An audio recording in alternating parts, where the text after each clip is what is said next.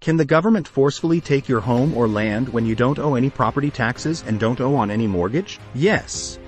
Meet Travis Upchurch, who has lived most of his life at 1810 Aldine Meadows Road, in Houston, Texas. The 1-acre property has been in the Upchurch family for many generations and for more than a century. 78-year-old Travis Upchurch has lived there for at least 46 years, and that's where he would like to live until he dies.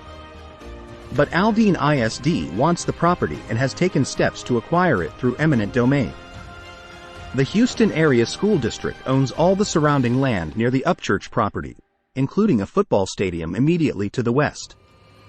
The W.W. Thorne Stadium is being rebuilt as part of a $50 million project, and Aldine ISD's plan is to use Upchurch's property as a parking lot.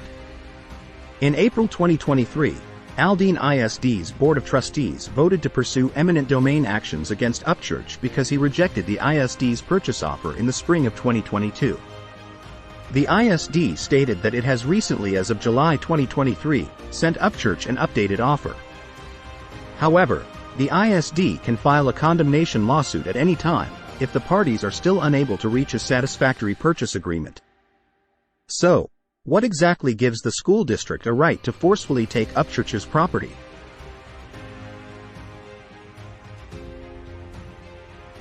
If a state or local government needs a landowner's private property for a public use and the landowner refuses to sell his or her property, then Texas law allows the government entity to take the property through a condemnation proceeding. In addition to government agencies and entities, some private entities have condemnation authority, but only to an extent they are fulfilling a public purpose. A common example of such a private entity is a public utility company that provides services to all members of the public. The acquisition process focuses on determining the property's value and current owners. Government entities usually start by trying to acquire property through a normal negotiation and purchase process with affected landowners. However, if those negotiations are unsuccessful, either because an agreed-upon purchase price cannot be reached or because the landowner will not sell the property at any price, then if a project meets the legal burden for a public use, authorized entities can condemn the property. Under Texas law, condemning authorities are required to negotiate with landowners first. To satisfy the legal requirements, condemnation authorities must be able to demonstrate a good faith attempt to reach an agreement for the sale of the property. The entity must investigate all aspects of the property's value, obtain appraisals, and prepare worksheets and summary sheets that help to determine the property's value. If an agreement on price cannot be reached, the condemning entity must then file a petition for condemnation. What is eminent domain? Eminent domain generally refers to a governmental entity's legal authority to force a private landowner to sell his or her real property for public use. When the government exercises its eminent domain authority and takes a landowner's private property, the governmental entity must pay the landowner just or fair compensation. Governmental entities have eminent domain authority over both properties that are located inside and outside their taxing jurisdiction. All entities that are granted eminent domain authority are bound by relevant constitutional restrictions on their power.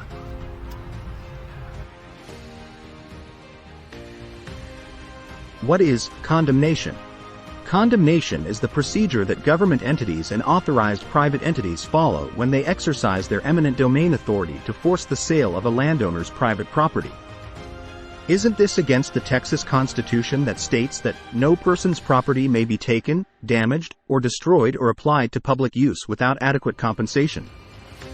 And isn't it against the Fifth Amendment to the United States Constitution that says in relevant part that, "Nor shall private property be taken for public use, without just compensation"? Where do the government agencies get their legal authority? Section 251.001 of the Texas Local Government Code provides the basic statutory authority that grants cities the power to exercise eminent domain. It states that, when the governing body of a municipality considers it necessary, the municipality may exercise the right of eminent domain for a public use to acquire public or private property, whether located inside or outside the municipality. In addition to cities, other local entities, public utilities, and common carriers have condemnation authority, but their powers are governed by different statutes than the laws that apply to cities. Examples of common situations where the government agencies will exercise eminent domain. Governmental bodies that undertake road widening projects, building a public school, installing utilities. Some projects may not require long-term ownership of real property, but instead only necessitate temporary usage. Whether the owner of temporarily acquired land must be compensated for the short-term use of their property requires a fact-specific analysis of the temporary use. Ultimately, the compensation owed to the landowner will be determined by the length and extent of the use of the private property in question. If the case later goes to trial, the court may be required to determine, as a threshold matter, whether the condemning entity satisfied the bona fide offer, prerequisite for exercising condemnation authority. To satisfy the bona fide offer requirement, the condemning entity must follow the following steps. 1. Make an initial good faith offer in writing. 2. Obtain a written appraisal of the value of the property from a certified appraiser. 3. Make a final written offer, along with a copy of the appraisal and other valuation documents, at least 30 days after the initial offer, which written offer is equal to or greater than the value contained in the appraisal. And 4. Give the property owner at least 14 days to respond to this final offer. The condemning entity must also send the landowner a copy of the landowner's Bill of Rights, prepared by the Office of the Attorney General. The landowner's Bill of Rights must be sent to the last known address of the person in whose name the property is listed on the property tax rolls, and must be sent by first-class mail either before or along with the condemning entity's final offer. Once a condemnation petition satisfies the requirements of Section 21.012 of the Texas Property Code, the judge of the court in which the condemnation petition is filed must appoint 3 disinterested real property owners who reside in the county to serve as special commissioners. The purpose of appointing special commissioners is to create an administrative proceeding. The judge acts purely as an administrative agent. He or she appoints commissioners and administers their oath of office. The Property Code mandates that the judge give preference to persons agreed upon by the parties. The judge must provide each party a reasonable period to strike one of the commissioners. If this occurs, the judge must appoint a replacement commissioner. The principal responsibility of the special commissioners is to assess the economic damages a landowner will incur as a consequence of the taking of the property. This duty involves a determination of the value of the land taken and the amount of consequential damages suffered by the landowner. The commissioner's authority over the condemnation proceedings ends once they file their decision with the appointing judge. The judge may not interfere with the proceedings before a decision has been filed, because the court has no such authority during the administrative proceedings. The commissioners in condemnation proceedings constitute a special tribunal. Once the commissioners are appointed, they must file an oath with the court stating they will fairly and impartially assess damages according to the law. After taking the oath, the special commissioners schedule a hearing as soon as possible, but not sooner than the 20th day after they were appointed. The commissioners are given powers similar to those conferred upon a court and are required to administer fair and equal justice between the landowner and condemning entity. The commissioners assess the damages, meaning the appropriate compensation to be paid for the condemned property. The validity of the commissioners' proceedings depends upon their strict compliance with statutory requirements. The commissioners must schedule a hearing for the parties, and written notice informing the parties of the time and place of the hearing must be given at least 20 days prior to the hearing. Once proper notice has been served upon all potential parties, the special commissioners hold a hearing to consider the evidence presented by each party. A landowner who makes an appearance before the special commission during the special commissioner's hearing waives any ability to subsequently claim that service was defective. Special commissioners have no authority to rule on questions of law, such as whether the condemning entity has the right to condemn the property at all.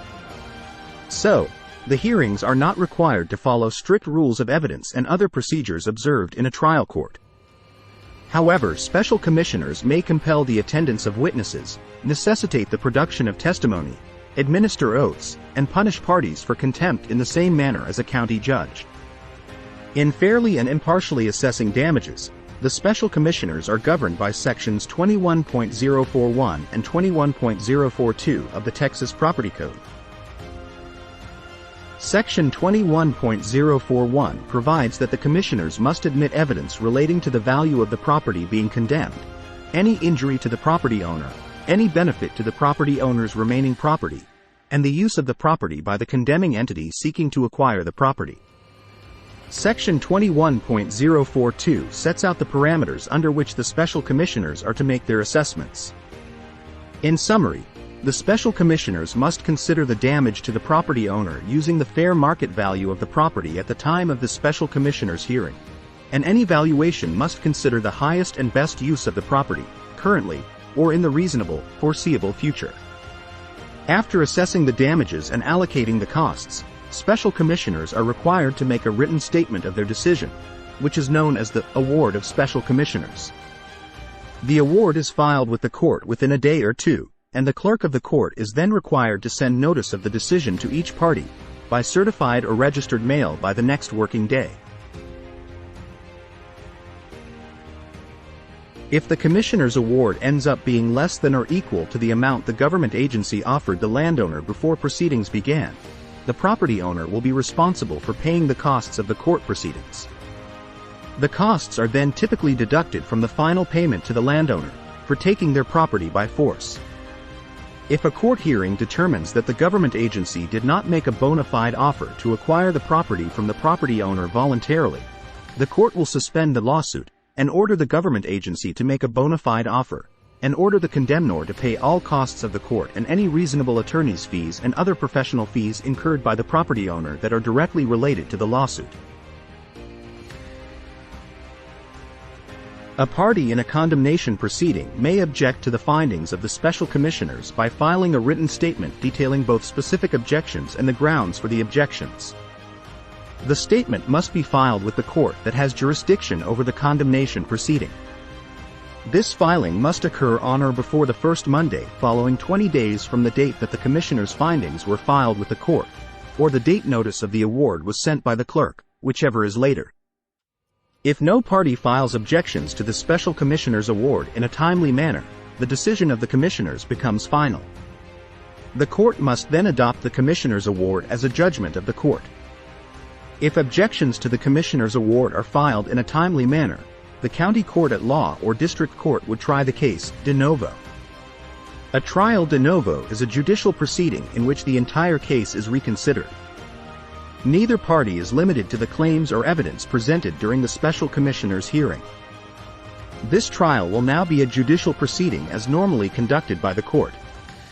A judge will then determine the issue of adequate compensation to the property owner for the taking of their property.